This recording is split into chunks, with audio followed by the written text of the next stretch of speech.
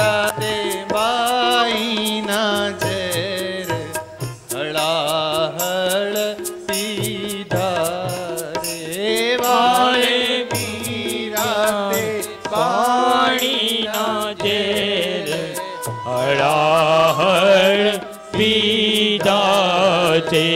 પાંચાળીના પૂર્યા ચીર પાંડવ કામ કીધા રે પાંચાળીના પૂર્યા ચીર પાંડવ કામ કીધા છે.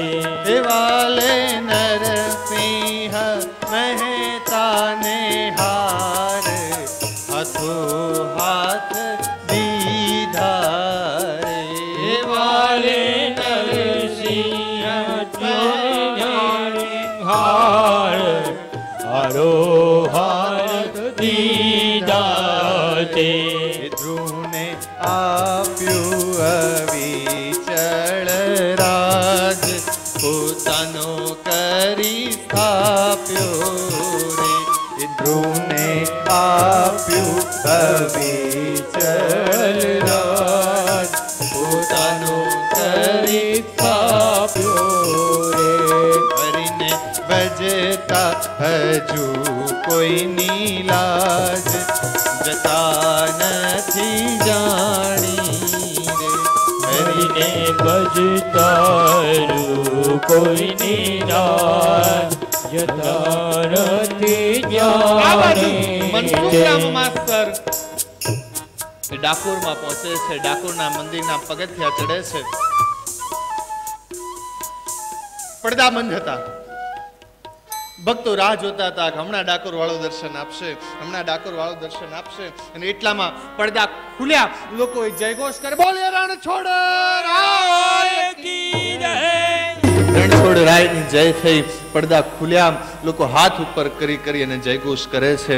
અને હાથ જોડ્યા છે. મનસુખરામ માસ્તર અને ડાકોર વાળાના દર્શન કરવાનો પ્રયત્ન કરે છે. પણ ખબર નહીં કેમ આજે સિંહાસન ઉપર ડાકોર વાળો દેખાતો નથી. સાંભળું છું આજે અહીંયા સિંહાસન ઉપર ડાકોર વાળો દેખાતો નથી. અરે બધા જય બોલે છે, બધા રણછોડ રાય કી જય કરે, બધા બૂમો પાડે છે, લોકો છડી બોલાવે છે. અને આ મનસુખરામ માસ્તરને આજે ડાકોર વાળો દેખાતો નથી. સિંહાસન ખાલી દેખાય છે. રડવા લાગ્યો, આંખમાં પાણી આવે છે. ઘણી વાર ઉભો રહ્યો, ત્યાંનો ત્યાં ઉભો રહ્યો. ડાકોર વાળાને વિનંતી કરે. અને આ બાજુ પેલા અધિકારી એ જુએ છે મનસુખરામ માસ્તર બેઠા છે. આ મનસુખરામ માસ્તર અહીંયા કોણ? પેલો જ્યાં દેખાતો નહોતો ને એ અહીંયા આવ્યો છે. ત્યાં દેખાતો નહોતો એ અહીંયા આવીને બેઠો છે. અને પ્રાર્થના પૂરી થઈ. છોકરાઓએ નમસ્કાર કર્યા. પેલા અધિકારીને ગામના લોકો એમ કીધું, જો આવું કરાવે છે. છોકરાઓને કંઈક પૂછો, કંઈ આવડે છે? છોકરાઓને કંઈ પૂછો જ ખરા, કંઈ આવડે છે? પહેલાનો સમય કંઈ આપણી જેમ જુનિયર કેજી ને સિનિયર કેજી, પહેલું ધોરણ, બીજું ધોરણ, ત્રીજું ધોરણ આવું કંઈ હતું નહીં. બધા એક જ ક્લાસમાં બેઠા હોય. બધા છોકરાઓ એક જ ક્લાસમાં હોય, નાના ને મોટા બધા એક ક્લાસમાં બેઠા હોય. એટલે સાહેબે એક સાવ નાનો છોકરો જેને હમણાં ચૌલ ક્રિયા સંસ્કાર એની બાબરી થઈ છે એવો ટકો છોકરો એને ઊભો કર્યો. એટલે ઊભો થા. એટલે પેલા એ હાથ જોડીને ઊભો રહ્યો. એટલે મનસુખરામ માસ્તરને પૂછે છે કે આને પૂછ્યું તો આવડશે? આ બાજુ મનસુખરામે ઈશારો કર્યો, હા આવડશે. રામે કંસ ક્યારે માર્યો? સાંભળજો, સાહેબે પ્રશ્ન પૂછ્યો, શું રામે કંસ ક્યારે માર્યો? અને એવડો નાનો ટાબરિયો છોકરો એ બોલે છે, સાહેબ સાહેબ ભૂલ્યા તમે. કેમ? રામે તો રાવણ માર્યો અને કૃષ્ણએ કંસ માર્યો. રામે તો રાવણ માર્યો.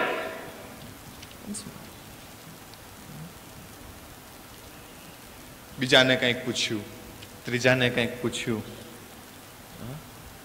ચોથાને કંઈક પૂછ્યું. ગામના લોકોએ વિચાર કર્યો કે એક કામ કરીએ, આ એક છોકરો છે ને એ આજે જ સ્કૂલમાં આવ્યો છે, એક છોકરો એ આજે જ સ્કૂલમાં આવ્યો છે, એટલે કહ્યું આ સાહેબ આને પૂછો, આને કાંઈ શીખવાડ્યું નથી. સાંભળો છો, આને કાંઈ શીખવાડ્યું નથી, આને પૂછો. અને સાહેબે એને ઊભો કર્યો.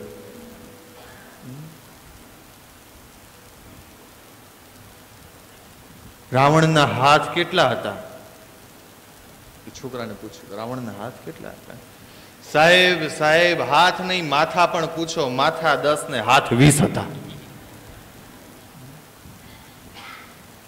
એક એક થી ચડ્યા બધા જવાબ આપે છે.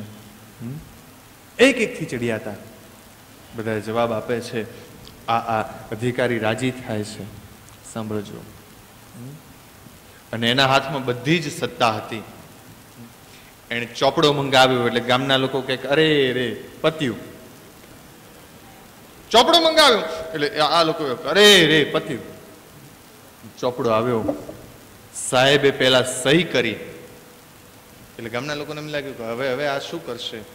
નીચે પહેલા સહી કરી દીધી અને પછી ઉપર લખ્યું 51 રૂપિયાનો પગાર વધારો. સહી કરી દીધી પહેલા અને પછી 51 રૂપિયા લખ્યા, 51 રૂપિયાનો પગાર વધારો. આ બધા નારાજ થયા કે અરે રે આ શું કર્યું, જે આવે પગાર જ વધારે જાય છે. પણ હવે આવડો મોટો સાહેબ એને બોલાવ્યો તો, એને આવ્યો એટલે તો ફૂલહાર પહેરાવ્યા હતા, હવે એને મૂકવાય જવું પડે ને, મૂકવાય જવું પડે.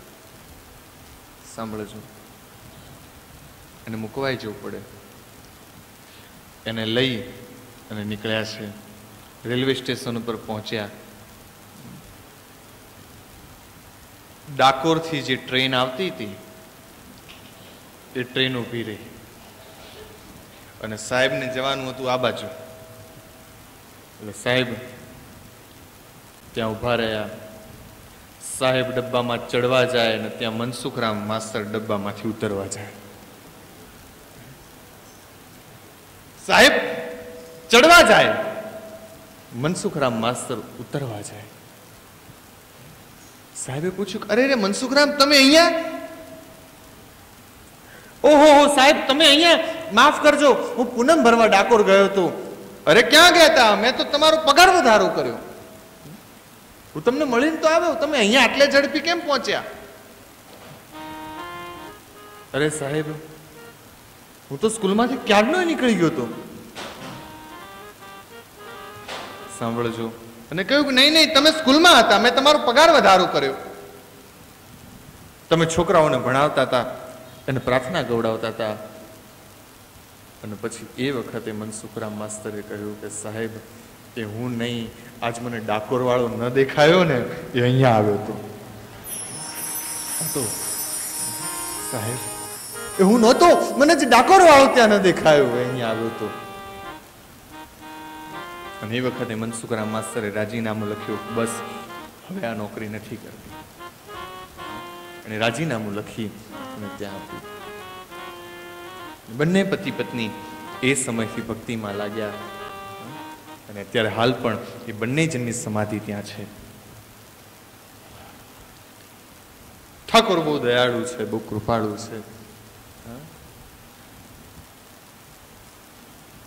પણ પેલું આવ્યું ને કે જેની સુરતા સાંભળ્યા. સાંભળો, હરીને ભજતા હજી કોઈની લાજ. આ બધા બહુ પ્રયોગો કરે, બધા બહુ બોલે. આ બધું બહુ બોલે છે લોકો.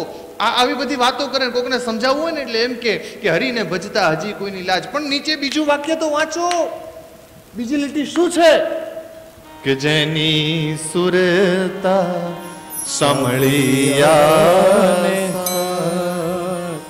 વધે હરીને ભજતા ક્યારેય કોઈની લાજ જાતી નથી, કોઈને ક્યાંય તકલીફ પડતી નથી. શરત એટલી છે કે મારી તમારામાં આપણામાં ખામી એટલી છે કે હજી સુરતા કેળવાઈ નથી. જો આપણે એમ કહેતા હોઈએ કે મારું કામ નથી થતું, મારા આ નથી મારા માટે ભગવાન કરતો, તો વાલા એટલો વિચાર કરજો કે આપણામાં આ ખામી છે, આપણે હજી આ બાકી છે. કે જેની સુરતા સમળિયા વદે વેદ વાણી રે, જેની સુરતા સાંભળિયા વદે વાણી રે, હરિને ભજતા હજુ કોઈ નીલા જતા નથી જાણી રે, હરિને ભજતા હજુ કોઈ જતા નથી જાણી રે, વાલે ઉગાર્યો ભક્ત પ્રહલાદ, હિણા કશ્યપ માર્યો રે, વાલે ઉગાર્યો ભક્ત પ્રહલાદ, હિણા કશ્યપ માર્યો રે, વિભીષણને આપ્યું રાજ, રાવણ સંહાર્યો રે, વિભીષણને આપ્યું રાજ, રાવણ સંહાર્યો રે, હરિને ભજતા જો કોઈ નીરા જતા રે, હરિને ભજતા જો કોઈ નીરા જતા રે. તો કશ્યપ ઋષિએ પોતાના 5 વર્ષના સંતાન ભગવાન કપિલની આગળ માંગણી કરી છે કે હવે હું વાનપ્રસ્થાશ્રમ લઉં, સંન્યાસ લઉં. 5 વર્ષની ઉંમરે ભગવાન કપિલે પિતાને આજ્ઞા આપી અને કશ્યપ ઋષિ વાનપ્રસ્થાશ્રમનો સ્વીકાર કરે છે. માં દેવહૂતિને પણ એમ થયું કે મારા પતિ એમણે જો સંન્યાસ લીધો તો હવે મારે પણ જ્ઞાન મેળવવું જોઈએ. એટલે એ પોતાના પુત્ર ભગવાન કપિલની આગળ જ્ઞાનની માંગણી કરે છે અને 5 વર્ષની ઉંમરે ભગવાન કપિલે પોતાની માની આગળ જે ઉપદેશ કર્યો એ સાંખ્ય દર્શન કપિલ ગીતા તરીકે ઓળખાય છે. પ્રથમ એમાં જીવની ગર્ભસ્તુતિ બતાવી છે. જીવ જ્યારે ગર્ભમાં હોય, ઊંધે માથે લટકતો હોય અને એ વખતે ભગવાનને એ પ્રાર્થના કરે છે કે હવે આ નરકમાંથી મને છોડાવ, આ જન્મે તો હું તારો માર્ગ લઈ અને રહીશ, તને મેળવીને રહીશ, ભક્તિ કરીશ. આ બધું એ કહે છે. પણ એ ગર્ભમાંથી બહાર આવે છે એટલે આ જગતના માયાના આવરણ એની પર લાગે છે અને ભગવાનને ગર્ભમાં કરેલી પ્રાર્થના એ ભૂલી જાય છે. ગર્ભમાં કરેલી પ્રાર્થનાને એ ભૂલી જાય છે. એ જીવની ગર્ભસ્તુતિ બતાવી છે જેથી ભાન થાય એ પીડાનું. માં ભક્તિ કરવી અને સંતોના શરણમાં જવું, સાધુના શરણમાં જવું. અને ગોસ્વામીજીએ રામાયણમાં પણ આ જ કહ્યું છે. પ્રથમ ભગતિ સંતન કર સંગા, અનદૂસરી રતિ મમ કથા પ્રસંગા. પ્રથમ ભગતિ સંતન કર સંગા, સત્સંગ કરવો, સંતોનો સંગ કરવો. એ વાલા સાંભળજો, તમારે કોઈ મોટા સાહેબને મળવા જવું હોય તો એની ઓળખાણ વાળાને કોકને લઈ અને તમે સાથે જાઓ છો. કરીએ છીએ ને?